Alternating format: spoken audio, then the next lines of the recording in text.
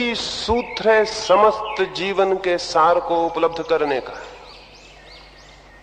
एक ही विज्ञान है, एक ही सीक्रेट है, और वो है स्वयं के भीतर जागरण को, होश को, अवेयरनेस को उपलब्ध कर लेना। कैसे जागें? 3 छोटी छोटी बातें इस संबंध में, इस अंतिम चर्चा में आपसे मैं कहूंगा। वे बातें छोटी हैं, लेकिन उनका प्रयोग बहुत बृहद परिणाम ला सकता है। उससे बड़ा और कोई परिणाम किसी बात से नहीं आता। एक छोटी सी चिंगारी पूरे पर्वत में आग लगा सकती। ऐसे ही छोटे से 3 सूत्र हैं जागरण के, वे उपलब्ध हों तो अहंकार नहीं पाया जाता है, और जो पाया जाता है वही आत्मा है। पहला सूत्र, हमारे चारों तरफ जो जगत है उसके प्रति हमें जागृत होना चाहिए, सोए हुए नहीं। हम उसके प्रति सोए हुए हैं। क्या आपको ख्याल है कभी आपने सड़क पे चलते हुए लोगों को 5 मिनट के लिए रुक के होश से देखा हो? क्या आपको ख्याल है कि दरख्तों के पास बैठ के आपने 5 मिनट दरख्तों को होश से देखा हो? क्या आपको ख्याल है सुबह उगते सूरज को 5 क्षण ठहर कर आपने पूरे विवेक से देखा हो, पूरे जागरण से? रात के आकाश के तारे कभी देखे हो? सब भांति शांत और मौन होकर देखा हो? सब तरह के विचार को छोड़कर, निर्विचार होकर, शांत होकर, चारों तरफ जो दुनिया फैली है उसे पहचाना हो, उसके प्रति आंखें खोली हो? नहीं खोली। हम करीब करीब सोए सोए चले जाते हैं, चलते रहते हैं सोए सोए। सोए सोए चलने का, स्लीपिंग हालत में चलने का मतलब मेरा, दुनिया बाहर होती है, हम भीतर ऑक्युपाइड होते हैं, भीतर विचार में उलझे होते हैं। विचार की एक धुंधली परत भीतर चलती रहती। बाहर सड़क पर आप चले जा रहे हैं, लोग समझते हैं आप सड़क पे चल रहे हैं, और हो सकता है मन में आप आकाश में उड़ रहे हो। लोग समझ रहे हैं आप सड़क पे चल रहे हैं, और हो सकता है आप अपने घर में अपनी पत्नी से झगड़ा कर रहे हो। लोग समझते हैं आप सड़क पे चल रहे हैं, हो सकता है आप इजराइल में किसी की हत्या कर रहे हो। आप कहां हैं, चल कहां रहे हैं, ये दोनों 2 बातें। चित्त आपका कहीं और है, चलना कहीं और, तो चलना सोया हुआ होगा, जागा हुआ नहीं हो सकता। कोई भी क्रिया जागी हुई तब होती जब चित्त भी वहीं होता है जहां क्रिया होती। तो बाहर के जगत के प्रति जागरण का प्रयोग कैसे करें? कभी अचानक ठहर जाएं, चलते चलते रास्ते पर रुक जाएं और जरा देखें चारों तरफ क्या है। कभी घर की छत पर आंख खोलकर बैठ जाएं और देखें ये तारे क्या हैं। कुछ सोचें ना, सिर्फ देखें, क्योंकि आपने सोचा कि आप कहीं और गए, सोचा कि आप सोए, आपने सोचना शुरू किया कि जो मौजूद है वो हट गया और कोई चीज जो मौजूद नहीं है आ गई। एक गुलाब के फूल के पास आप बैठे और आपने सोचना अगर शुरू कर दिया गुलाब के फूल के बाबत, तो वो जो फूल आपके सामने है उसके प्रति आप सो गए। हो सकता है आपने गुलाब के फूल पर जो कविताएं पढ़ी हो वो याद आ जाएं, और जिन मित्रों ने आपको गुलाब के फूल भेंट किए हो वो याद आ जाएं, या गुलाब के फूल से जो जो एसोसिएशन हो, जो जो संबंध हो वो याद आ जाएं। लेकिन ये गुलाब का फूल जो मौजूद है इसके प्रति आप सो गए, आपका मन कहीं और गया। चीजों के प्रति जागने का मतलब है सोचे नहीं, देखें। और हम देखने में इतने असमर्थ हो गए हैं कि एक पति अपनी पत्नी जिसके पास वो वर्षों से रह रहा है उसको भी नहीं देख पाता, उसको भी उसने कभी आंख भर के पूरी तरह देखा नहीं। एक पिता अपने बेटे को कभी देखता नहीं कि पूरी तरह देखा हो क्या है ये। एक मित्र अपने मित्र को नहीं देखता है। और आप हैरान हो जाएंगे, कभी जरा 5 मिनट आंख बंद कर लें और अपने मां का चेहरा स्मरण करें, आप हैरान हो जाएंगे, आपको मां का चेहरा तक स्मरण नहीं आएगा। कभी देखा ही नहीं ठीक से, स्मरण कैसे आएगा? 5 मिनट आंख बंद करके ख्याल करें मेरी मां का चेहरा कैसा, तो सब रेखाएं धुंधली हो जाएंगी, वहां कुछ दिखाई नहीं पड़ेगा। बड़ी हैरानी होगी कि मां का चेहरा भी मुझे स्पष्ट मेरी स्मृति में नहीं है। क्यों? हाँ, ऐसे अगर ख्याल ना करें तो शायद आपको यह ख्याल होगा कि मुझे याद है अपनी मां का चेहरा। लेकिन आज ही आप जरा कोशिश करना आंख बंद करके, तो आपको पता चलेगा कि सब रेखाएं मिट जाती हैं, बिगड़ जाती हैं। मां का चेहरा भी पकड़ में नहीं आता कि ठीक ठीक कैसा है।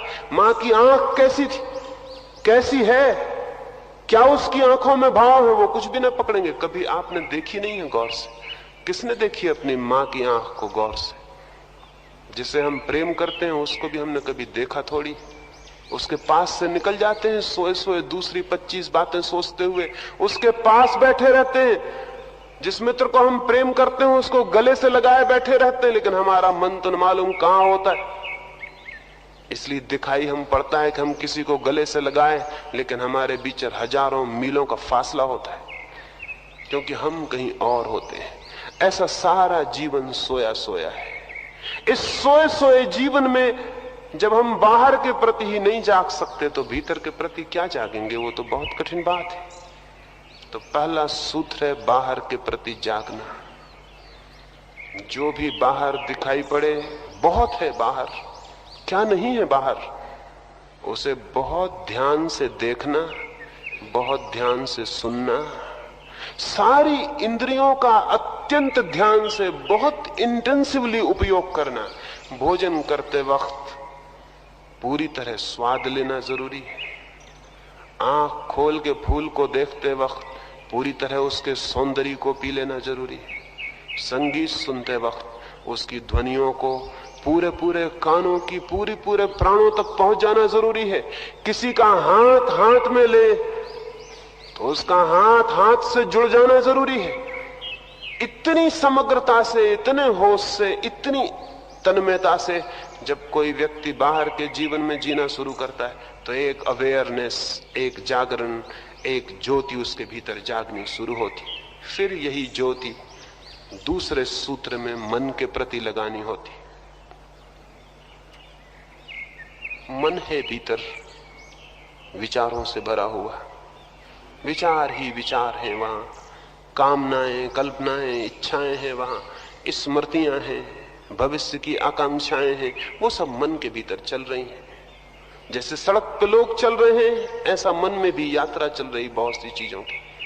पहले बाहर के प्रति जागे, फिर मन के प्रति जागे, फिर मन को देखें कि ये क्या हो रहा है मन के भीतर। हम सोए सोए चल रहे हैं, मन के प्रति हमने कभी देखे नहीं कि वहां क्या हो रहा है। हम अपने काम में लगे हैं और मन अपना काम कर रहा है। हमें ख्याल भी नहीं है कि मन में क्या हो रहा है, कितना हो रहा है, कितनी बड़ी फैक्ट्री वहां 24 घंटे चल रही। अगर कोई आपके दिमाग से सारी की सारी फैक्ट्री को बाहर निकाल के रख दे तो पूरा शैतान का कारखाना वहां मिलेगा। वहां क्या हो रहा है नहीं कहा जा सकता। एक छोटे से आदमी के मन के भीतर कितना क्या चल रहा है, उसे भी देखना और जानना जरूरी है। उसके प्रति भी जागना जरूरी है, उसके प्रति भी होश रखना जरूरी। कभी 2 क्षण बैठ के उसे भी देखें कि मन के भीतर क्या हो रहा है। लेकिन हम तो कभी मन को देखते भी नहीं कि वहां क्या होता है। शायद हम डरते हैं, शायद हम भयभीत हैं कि पता नहीं वहां क्या हो रहा हो, कौन देखे, चले चलो अपने काम में उलझे रहो। हम इसीलिए काम में उलझे रहते हैं कि कहीं भीतर देखने का मौका ना आ जाए, नहीं तो बड़ी पीड़ा भी हो सकती। क्योंकि जो आदमी समझता है कि मैं साधु हूं, हो सकता है उसके मन में किसी के हत्या के ख्याल चल रहे हैं, वो कैसे भीतर देखे? भीतर देखे तो अहंकार को चोट लगती कि मैं हूं साधु, मैं हूं अच्छा आदमी, 1000 लोग मेरे पैर पड़ते हो, महाराज महाराज कहते हो, मेरे भीतर ये चलता है, तो उसको देखना ही बंद कर देता है, ताकि जो दिखेगा ही नहीं समझेंगे कि वो है ही नहीं। जैसा कि रेगिस्तान में शुतुरमुर्ग होता है, दुश्मन आता है तो सिर गपा के खड़ा हो जाता है रेत। दुश्मन दिखाई नहीं पड़ता, शुतुरमुर्ग सोचता है जो दिखाई पड़ता नहीं वो है ही नहीं, आसान छुटकारा हो गया। ऐसे ही हम शुतुरमुर्ग की तरकीबें काम में लाते हैं, मन को देखते नहीं ताकि पता ही नहीं चले कि क्या है। जितना हम फिक्र करते हैं अपने कपड़ों की कि वे ठीक हैं कि गलत, अपने जूतों की कि उनमें खील निकली है कि नहीं, अपने बालों की कि वे ठीक काढ़े गए कि नहीं, उतनी फिक्र भी हम उस मन की नहीं करते जो हमारे प्राणों में भीतर बैठा है कि वहां क्या हो रहा है, वहां कितनी खीलें हैं, वहां कितनी गंदगी है, वहां कितना सब अव्यवस्थित है, कितना डिसऑर्डर है, कितनी अनार्की है, कितनी अराजकता है, कितना पागलपन है। वहां कोई देखने की फिक्र नहीं। हम अपने कपड़े ठीक ठाक कर लेते हैं, बाहर से इत्र छिड़क लेते हैं, फूल सजा लेते हैं और चल पड़ते हैं, और भीतर क्या लिए हुए हैं उसके प्रति भी जागना बहुत जरूरी है।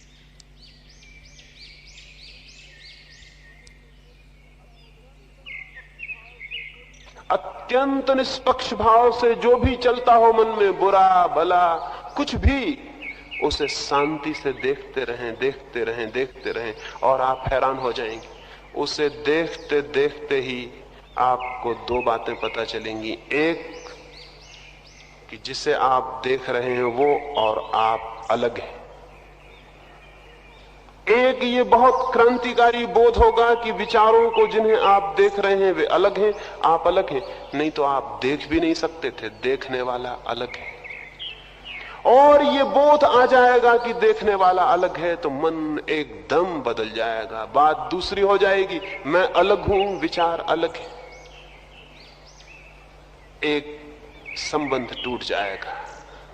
मैं अलग हूं, विचार अलग है। फिर विचारों की कोई पीड़ा, बोझ, भार नहीं रह जाएगा मन पर। जो अलग है वो बात खत्म हो गई। दूसरी बात देखते देखते ये पता चलेगी, जैसे कोई हवाई जहाज से उड़ रहा हो, नीचे के मकानों को देखे तो मकान सब जुड़े हुए मालूम पड़ते हैं, दो मकानों के बीच में खाली जगह मालूम नहीं पड़ती। अभी आप इतने लोग यहां बैठे, अगर 1000 फीट ऊपर से जाके मैं देखूं तो आपके बीच में कोई खाली जगह दिखाई नहीं पड़ेगी। लेकिन मैं धीरे धीरे धीरे धीरे करीब आऊं तो हर आदमी और उसके पड़ोसी के बीच में खाली जगह दिखाई पड़ेगी। इंटरवल होगा, गैप होगा। जब आप विचारों के प्रति जागेंगे और उनके करीब आके देखेंगे तो दूसरी बात आपको पता चलेगी, हर दो विचारों के बीच में थोड़ी सी खाली जगह है जहां कोई विचार नहीं। एक विचार जाता है, फिर दूसरा आता है, दोनों के बीच में एक खाली जगह है जहां कोई विचार नहीं, इंटरवल है, गैप। वो गैप बड़ा अद्भुत है। उसी खाली जगह में आपकी आत्मा है। उसी विचार शून्य क्षण में आप गहरे कूद सकते हैं। वही जगह है जहां से आप भीतर छलांग ले सकते हैं। जब आपको ये गैप दिखाई पड़ेंगे तो आपको पता चलेगा विचार मैं नहीं हूं, बल्कि जो रिक्त जगह है वो मैं हूं। और जैसे ही ये बोध होगा कि जो रिक्त स्थान है, जो खाली शून्य अंतराल है, वो मैं हूं, वो जो स्पेस है बीच में वो मैं हूं, तो आपको आत्मा की तरफ जागने का पहला मौका इन्हीं रिक्त स्थानों में से मिलेगा। और तीसरा जागरण है आत्मा का, वो आपको करना नहीं पड़ता है। दो जागरण आप करते हैं, तीसरा जागरण अनायास अपने आप घटित होता है। दो काम आप करते हैं, तीसरा काम परमात्मा करता है।